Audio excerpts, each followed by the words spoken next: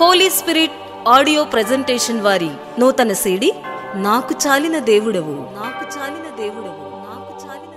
రచన స్వరకల్పన brother కందుల దేవదానం. గానం SP Balasubrahmanyam. సంగీతం గుటికల జాషువా.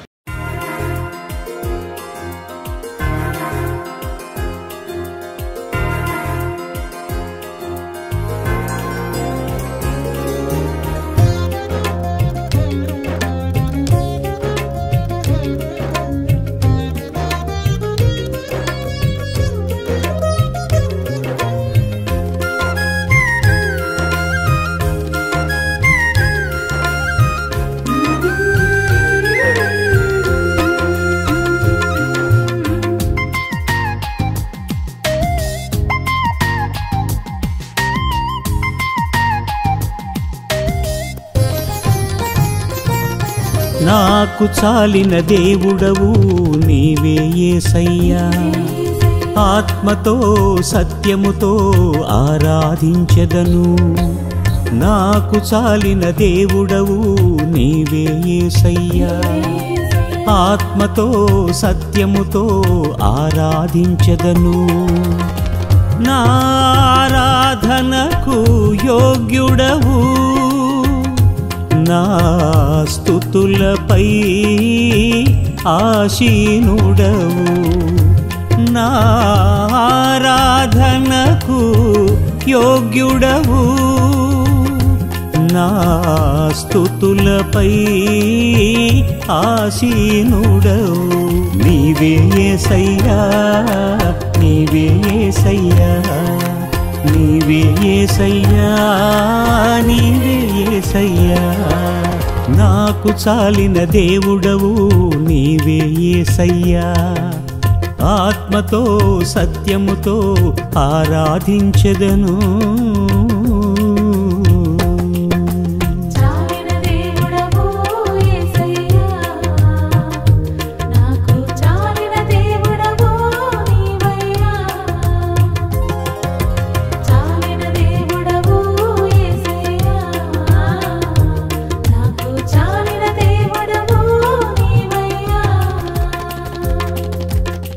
క్రీస్తునందు ప్రియమైన ప్రార్థనా టీవీ ప్రేక్షకులందరికీ ప్రభువును మన రక్షకుడైన యేసుక్రీస్తు వారి ఘనమైన ప్రశస్తమైన నామములో మీ అందరికీ శుభవందనాలు తెలియజేస్తున్నాను. బాగున్నారండి?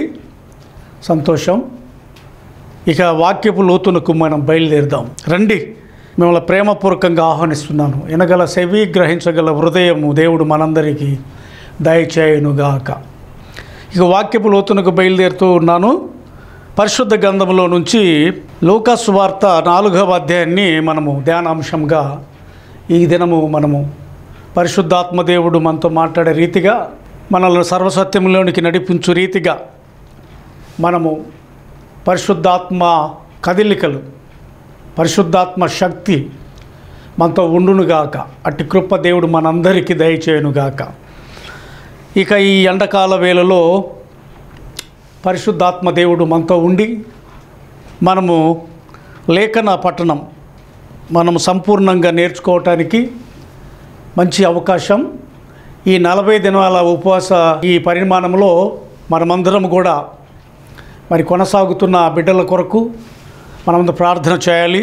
అందును బట్టి కూడా ప్రభువుకి మహిమ చెల్లిద్దాం. Praise Lord. ఇక వాక్యపు లోతునకు బయలుదేరదాం. పరిశుద్ధ గ్రంథంలో లూకా సువార్త 4వ అధ్యాయము మనము మొదటి వాక్యమే చదువుకుందాం. యేసు పరిశుద్ధాత్మ పూర్ణుడై యోర్దాను నది నుంచి తిరిగి వచ్చి 40 దినములు ఆత్మచేత అరణ్యముకు నడిపించబడి అపవాది చేత శోధింపబడుచుండెను. ఆ దినములలో ఆయన ఏమీయూ తినలేదు. ప్రార్థన చేసుకుందాం. మహాగణుడవైన పరిశుద్ధుడవైన తండ్రి, మీకే స్తుతి స్తోత్రములు.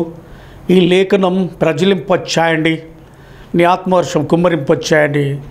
మా అందరికీ, మా హృదయాలకు మంచి జీవ ఆహారమును వడ్డించి నీ నామానికి మహిమ తీసుకురమ్మని, పరిశుద్ధాత్ముడా మా మంచి బోధకుడవై కొంత సమయం మాతో మాట్లాడమని, మాకు బోధించమని యేసు నామములో ప్రార్థన చేస్తున్నాను తండ్రి, ఆమెన్, ఆమెన్, ఆమెన్. మీరందరికీ మరొకసారి వందనాలు. ఇక వాక్యపు లోతులకు బయలుదేరదాం. యేసు ప్రభుల వారు ఈ భూలోకంలో 30 సంవత్సరాలు ఆయన జీవిత సరళి మరి ఆయన తన తల్లిదండ్రులకు విధేయుడై జీవించినట్లుగా లేఖనం మనకు సెలవిస్తుంది. అంత మాత్రమే కాదు ప్రియ దేవుని బిడ్డలారా, ఆయన 30 సంవత్సరంలో ఆయన యోహాను గారి చేత బాప్తిస్మము పొందటానికి యోర్దాను నదికి వచ్చినట్టుగా లేఖనం మనకు సెలవిస్తుంది. మరి వచ్చి యోహాను గారితో ఏమన్నాడంటే, నాకు బాప్తిస్మము ఇవ్వమంటాడు. యోహాను గారు ఏమంటాడు, నేను నీతో బాప్తిసం పొందవలసిన వాడను అంటాడు. నీతి యావత్తు నెరవేర్చబడాలి కాబట్టి కానిమ్ము అంటాడు. అట్టి రీతిగానే ఆ యోర్దాను నదిలో యోహాను గారి చేత మరి మన ప్రభు బాప్తిస్మము పొందాడు. బాప్తిస్మము పొంది వెంటనే అరణ్యానికి కొనిపోబడతాడు. అరణ్యానికి వెళ్ళిపోయి అక్కడ 40 దినములు ఆ యొక్క అరణ్యములో ఏమి తినక ఉండేనో. ఇది కాన్సెప్ట్. ఈ విషయాన్ని పురస్కరించుకొని మన సంఘాలు భూలోకంలో ఉన్న ప్రతి వ్యక్తి ఈ యొక్క సందర్భాన్ని పురస్కరించుకొని ఈ 40 దినాల ఉపవాసము అనేది చేస్తుంటాం.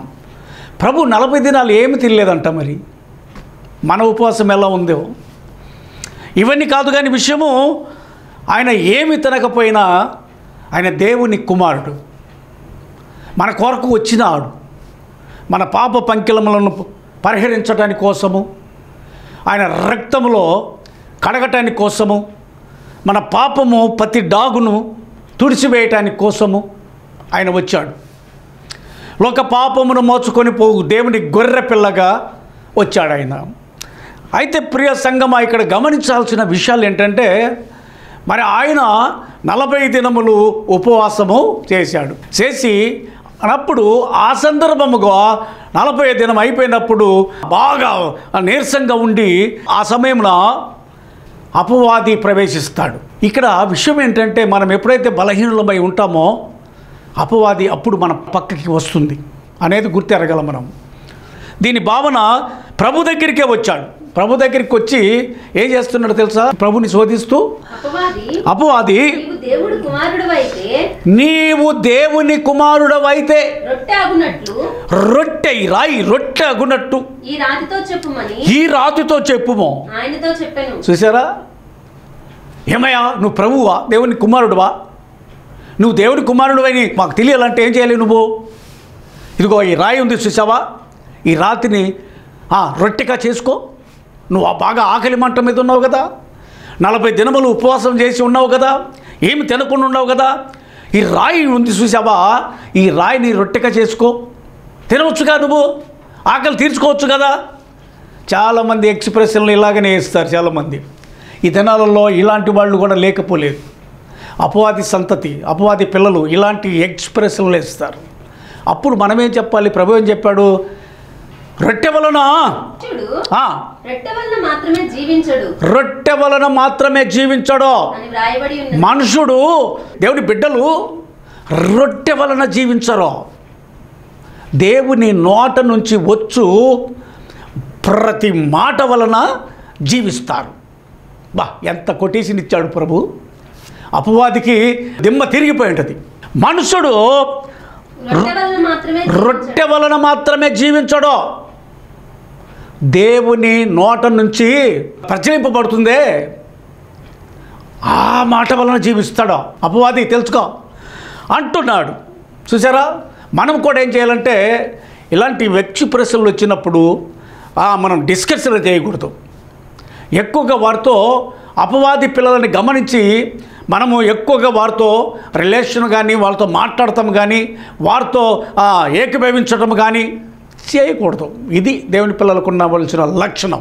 ప్రభు ఏం చెప్పాడంటే, అపవాది మనుషుడు రొట్టె వలన జీవించడం, దేవుని నోట నుంచి వచ్చు మాట ఉందే అది ఆ మాట జీవింపజేస్తుంది అంటూ మనము కింద వచ్చిన చూస్తే, అప్పుడు అపవాది మరలేం చేసింది తెలుసా? ఆయన మరల ఇంకో చోటకు తీసుకెళ్ళిపోయి భూలోక రాజ్యములన్నీ ఒక్క నిమిషంలో చూసారా, ఒక్క నిమిషంలో భూలోక రాజ్యమంతా చూపించి పడేసింది. బా ఎంత ఇది ఉందండి. ఇందులో గమనించినట్లయితే ఆలోచించేది ఒక్క నిమిషంలో నిన్ను మోసం చేసేస్తుందని అపవాది. ఆ నిమిషము చాలా జాగ్రత్తగా ఉండాలి దేవుని బిడ్డలు.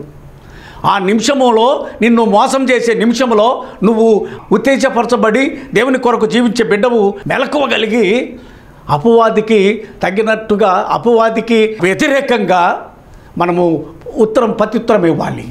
ఇది ఇక్కడ మనం నేర్చుకోవాల్సినది.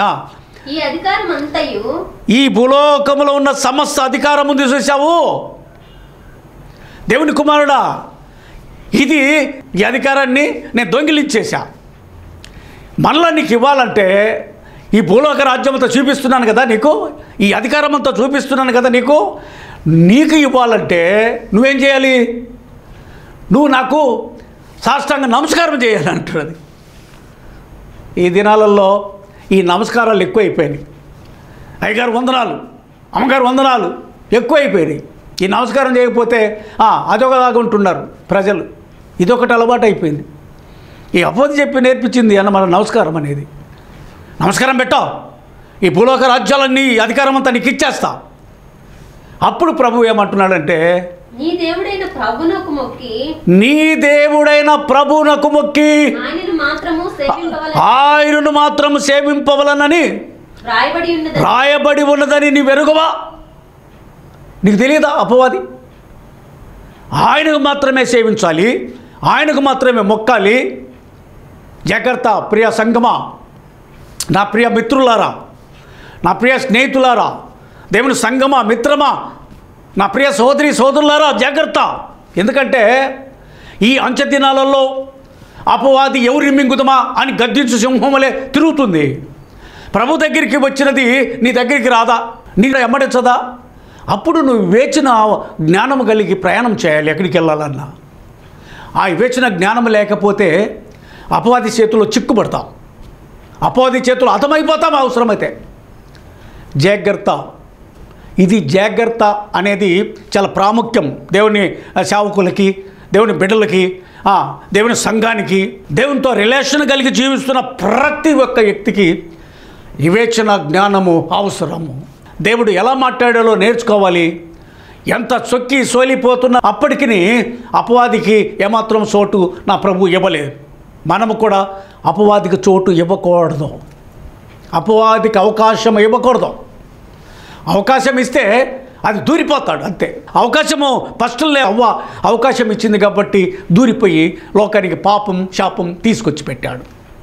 ఇది అసలు సిస్సలైన వాక్య స్పిరిట్ ప్రజలింపబడే పరిశుద్ధాత్మ బోధించే సర్వసత్యములు.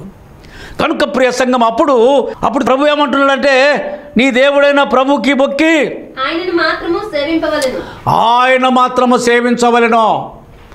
అపవాదే, నువ్వు నాకు ఈ లోకమంతా చూపిస్తున్నావు, ఈ లోక భాగ్యాలు చూపిస్తున్నావు, ఇది అధికారం అంతా ఇస్తానంటున్నావు. నువ్వు ఇచ్చేదేంటి అధికారమో? సర్వాధికారి నా తండ్రి, ఆయన చేతిలో ఉంది సమస్తం. ప్రతి ఒక్క వ్యక్తి నేర్చుకోవాల్సిన విషయం. ప్రతి ఒక్క సహోదరుడు సహోదరి దేవుని సన్నిధిలో పెనుగులాడే అనుభవం నేర్చుకోవాలి. పెనుగులాడాడు. అపవాదిని జయించటానికి 40 దినములు ఆయన అరణ్యంలో గడిపాడు. మనము కూడా ప్రభుకి కోసము మనము శ్రమైన, ఖడ్గమైన, హింసైన, భారమైన ఏదైనాను మనం ఏం చేయాలంటే దేవుని కొరకు త్యాగం చేయాలి. మనం త్యాగం ఎప్పుడైతే చేస్తామో, ఎప్పుడైతే మనము దేవుని కొరకు జీవించాలని ఆశపడతామో, మన ఆశపడే హృదయాలను దేవుడు తృప్తిపరచునుగాక. అట్టి కృప దయచేస్తాడు మనకి. కృప ఏమిటి? కృపతో నింపుతాడు. ప్రభు అంటున్నాడు, నీ దేవుడైన ప్రభుకి మొక్కి ఆయన మాత్రము సేవింపవలెను. అపవాది నేర్చుకో, ఆయన మాత్రమే సేవించాలా. నువ్వు సేవించేది ఎవరిని సేవిస్తావో నాకు అనవసరము. యెహోషువ అంటున్నాడు, నేను నా ఇంటి వారు యెహోవాను సేవించదము. మీరు ఎవరిని సేవించినా నాకు అక్కర్లేదు, నేనైతే నా కుటుంబం అయితే యెహోవానే సేవించదము. చూసావా? సేవించే మనము ఎలా ఉండాలంటే పౌరుషం కలిగి ఉండాలి, రోషం కలిగి ఉండాలి. మన దేవుడు రోషం కలిగిన వాడు, పౌరుషం కలిగిన వాడు. ఊగిసలాట కాదు.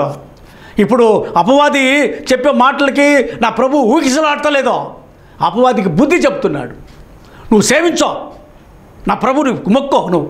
అది మనం చేయవలసిన పని. మన పరిచర్య విధానము ఎట్లా ఉండాలంటే ఇది, ఈ టాలెంట్లో ఉండాలి. రోషం ఉండాలి, పౌరుషం ఉండాలి, అన్నీ ఉండాలి. అన్నీ లేకుండా కాదు. దేవుడు అది చెప్పలేదు మనకి. మన దేవుడు రోషం కలిగిన వాడు. మనము రోషం కలిగి దేవుని సన్నిధిలో మెలకువ కలిగి ఉండాలి. అప్పుడు అపవాది చేతుల్లో మనం చిక్కుపడం. అపవాది చేతులు ఎప్పుడు చిక్కుపడతామంటే ఊగిసలాడినప్పుడు. అటు ఇటు అటు రెండు తలంపుల మధ్య ఉంటే అపవాది వాడుకుంటాడు. అపవాది వచ్చి చొచ్చుకుంటాడు, నీ పరిస్థితిని తారుమారు చేసి పడేస్తాడు. కనుక ప్రియ మిత్రమా, నా ప్రియ సంగమా, దేవుని సొత్తైన ప్రజలారా, అప్పుడు ఏమంటున్నాడంటే 9వ వాక్యంలోకి వెళ్దాం. పిమ్మట ఆయనను యెరూషలేమునకు తీసుకొని పోయి, మరలా యెరూషలేమునకు తీసుకొని పోతున్నాడు. తీసుకొని పోయి దేవాలయము శిఖరమున ఆయనను నిలువబెట్టి, నీవు దేవుని కుమారుడు అయితే ఇక్కడ నుండి కిందికి దూక. అబ్బా, ఏం చెప్తున్నాడు చూసావా? దేవుని కుమారుడు అయితే, నువ్వు దేవుని కుమారుడు అని చెప్పుకుంటున్నావు కదా, ఇవన్నీ మాకు తెలియాలి కదా. చాలామంది ఇట్లాంటి నువ్వు దేవుని సేవకుడివి కదా, సేవకుడివేనా నువ్వు, లేకపోతే దేవుని విశ్వాసరాలివేనా నువ్వు? ఇలాంటి ప్రశ్నలు అడిగేది అపవాది అనేది గుర్తెరగాల. ప్రైజ్ లార్డ్, దేవుని స్తోత్రం కలుగును గాక. అపవాది ఎప్పుడైతే ఇట్లాంటి ఎక్స్ప్రెషన్లు వేస్తుంటే ఆ అపవాది అని మనము గుర్తెరగాలి. ఈ ఖండితంగా దేవుడు ఆజ్ఞాపించే మాట గుర్తెరగాలి. గుర్తెరగకపోతే ఎలాగా? గుర్తెరగాలి. మనం గుర్తెరగకపోతే కుదరదు. గుర్తించాలి. ఎవరు ఏంటి అని మనకెట్లా తెలుస్తుంది? వారి ఫలములను బట్టి మీరు తెలుసుకుంటారు. వారి ఫలములను బట్టి మీరు తెలుసుకుంటారు. చూసారా? ఫలములు, ముళ్ళ పొదలలో ద్రాక్ష పళ్ళు వేరలేవు, బల్లేరు చెట్లలో అంజూర పళ్ళు కొయ్యలేవు నువ్వు. వాటి ఫలములు, మంచి చెట్టు మంచి ఫలములే ఫలిస్తుంది, కాని చెట్టు కాని ఫలములే ఫలిస్తుంది. మంచి చెట్టు కాని ఫలములు ఫలించనేరదు, చెడ్డ చెట్టు మంచి ఫలములు ఫలించనేరదు. ప్రభువు అండి, ఈ మాటలు ప్రభువు బోధించిన సర్వసత్యములవే. వాక్య స్పిరిట్, వాక్యములో ఉన్న మకరందం, తేనె కంటే దుంటు తేనె దారుల కంటే మధురమైనది దేవుని వాక్యం. ఈ వాక్య స్పిరిట్లో ఎవరైతే అలాగా ప్రచలింపబడుతూ దేవుని స్వార్థను ప్రకటిస్తున్నాడో వారితో అపవాది శోధించడానికి కూడా ఎనికిడుతుంటాడు. వాడిని కనుగొనాలన్నమాట. దేవుని సేవకుడు ఎప్పుడు కూడా ముందు వెనక కళ్ళు ఉండాలి, వివేచన జ్ఞానంతో ప్రయాణం చేయాలి. లేకపోతే అపవాది కాచుకొని ఉంటుంది. అపవాది కాచుకొని ఉండి మనలను కుంగదీసి పడివేస్తుంది, అవసరమైతే హతం చేస్తుంది. కనిపెట్టుకోవాలి, జాగ్రత్తగా కాపాడుకోమని. నీకు కలిగిన దానిని గట్టిగా పట్టుకొని ఉండుము. మనకు ఏదైతే కలిగి ఉన్నదో దాన్ని గట్టిగా పట్టుకొని ఉండాలి, అంతే. విడిచిపెట్టుకోకూడదు. విడిచిపెట్టుకుంటే అపవాది ఏం చేస్తాడో హతం చేసి పడేస్తాడు. అంతే దీంట్లో సూత్రం. ఎంత గొప్ప వ్యక్తి అయినా సరే, ఎంత టాలెంట్ ఉన్న వ్యక్తి అయినా సరే, ఎంత నైపుణ్యత కలిగిన వారలైనా సరే, వివేచన జ్ఞానం లేకపోతే అపవాది నిన్ను కుంగదీసి పడివేస్తాడు, జీవితాన్ని పాడు చేసేస్తాడు. నీ జీవిత సరళని దేవుని వైపు లేకుండా చేసేస్తాడు. ప్రార్థన చేయలేవు, విజ్ఞాపన చేయలేవు, దేవుని స్తుతించలేవు, దేవుని ఆరాధించలేవు, దేవుని మహిమపరచలేవు. నీవు కుంగిపోయిన జీవితంలో ఆ ఆలోచన సరిపోతుంది. నీకు నువ్వు దేంట్లో కుంగిపోయావో దాన్ని ఆలోచించుకోవడమే సరిపోద్ది, కానీ నువ్వు ప్రార్థన చేయలేవు, విజ్ఞాపన చేయలేవు, దేవుని కొరకు సాధనంగా వాడబడలేవు, దేవుని చేతిలో పాత్రగా నువ్వు వాడబడలేవు, దేవుని సువార్తను బలముగా ప్రకటించలేవు. ఇది వీక్నెస్. ఆ వీక్నెస్ ఎక్కడి నుంచి వస్తుందంటే దేవుని చేతుల్లో నుంచి అపవాది చేతుల్లోకి నువ్వు వెళ్ళిపోతే, దేవుని విడిచిపెట్టుకొని తిరిగితే. ఇది అసలు సిసలైన వాక్య స్పిరిట్లో ఉన్నటువంటి ఆన్సర్, తాత్పర్యం అనేది. అది మాట్లాడుతూ చదువుకున్నట్లయితే మనము దేవాలయము శిఖరమున ఆయనను నిలవబెట్టి, నీవు దేవుని కుమారుడవైతే. చూసారా? దేవుని నువ్వు ఎన్ని మాట్లాడుతుంది? దేవుని కుమారుడు అయితే అపవాది మారు అడుగుతుంది తెలుసా? ఇందులో గమనించాలి మనము. నిన్ను అడుగుతాడు అట్లాగనే, నీ పేరేంటి? అవసరమా? నిన్ను పడదోయటానికి కోసము, నిన్ను లేవనెత్తడానికి కోసం కాదో, జిగటగల దొంగ ఊపిలేకి దించుపడవేటాని కోసం. ప్రియ దేవుని బిడ్డలారా, ప్రియ సహోదరులారా, ఇప్పుడు ప్రభువు ఏమంటున్నాడు చూద్దాం. ఇక్కడ నుండి క్రిందికి దుమ్ముకుము.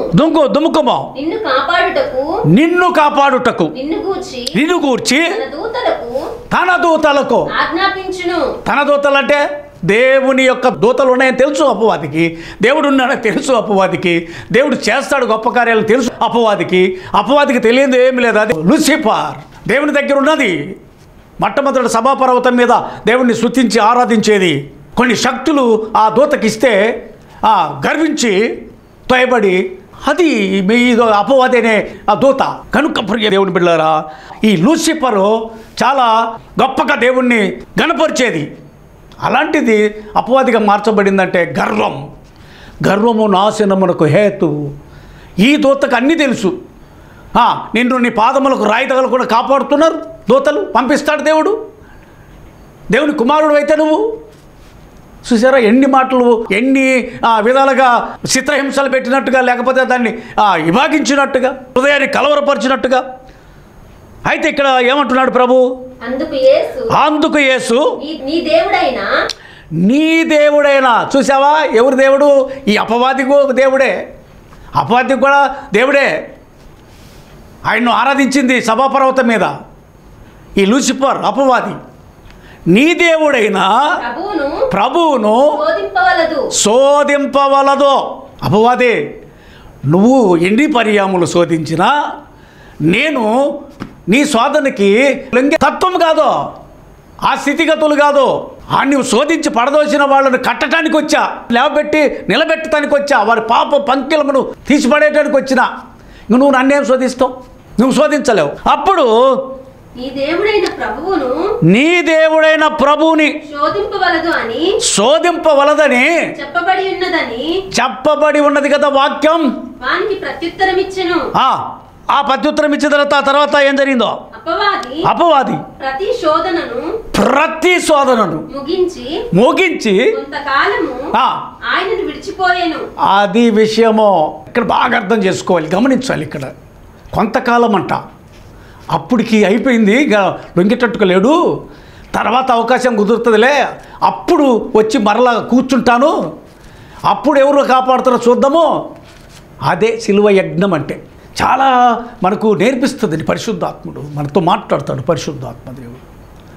కొంతకాలం అనే మాట మీరు అండర్లైన్ చేసుకోవచ్చు. మళ్ళీ ఒకసారి చదువుదాం సిస్టర్.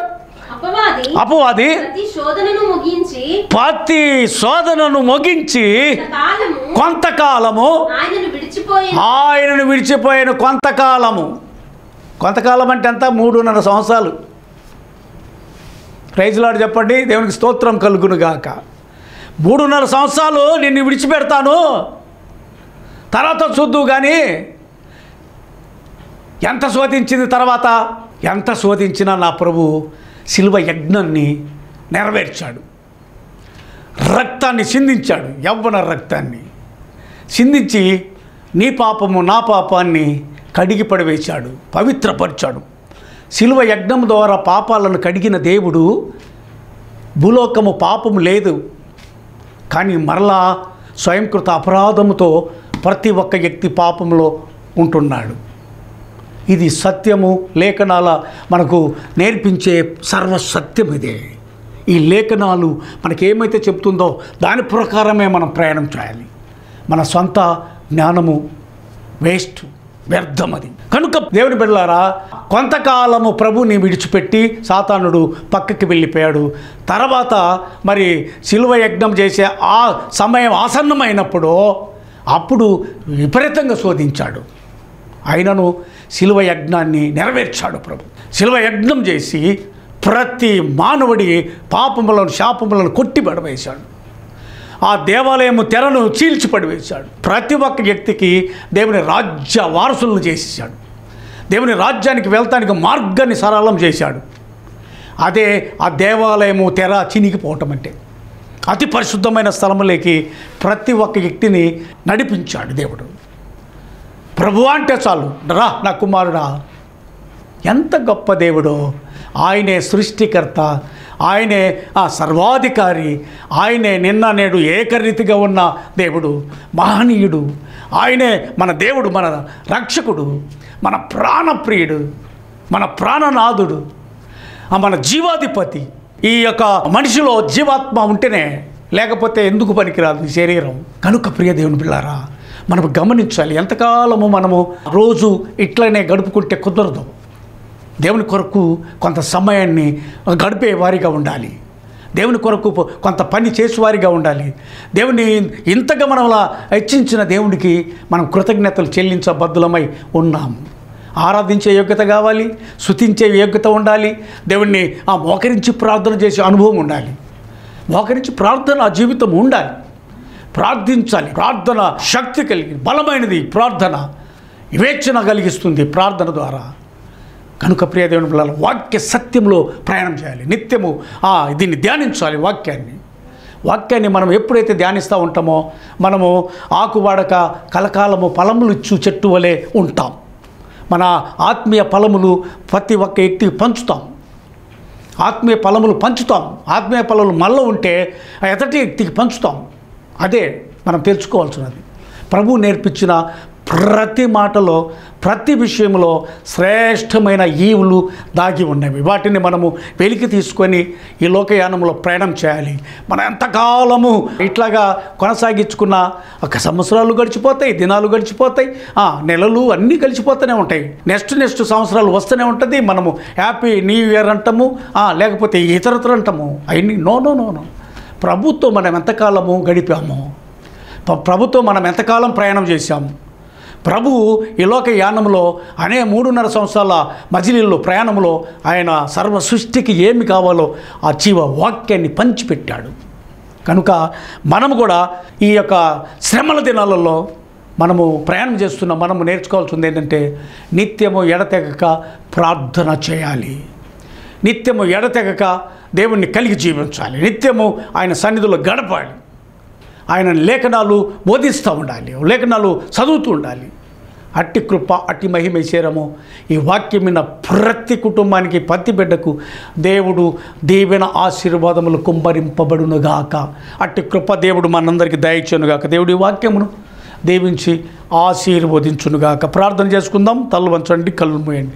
మహాగణుడవైన పరిశుద్ధుడవైన తండ్రి, మమ్మల్ని మిక్కిలిగా ప్రేమిస్తూ పోషిస్తున్న దేవ స్తోత్రములు. ఈ వాక్యములను సత్యమును కొంత పరిశుద్ధాత్మ దేవుడు బయలుపరిచినందుకు కృతజ్ఞతలు.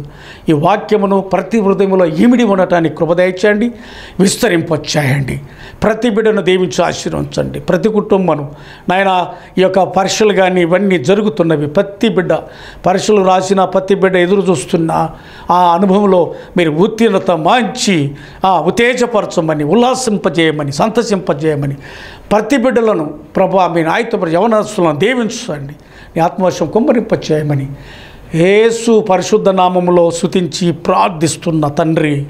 Amen, amen, amen.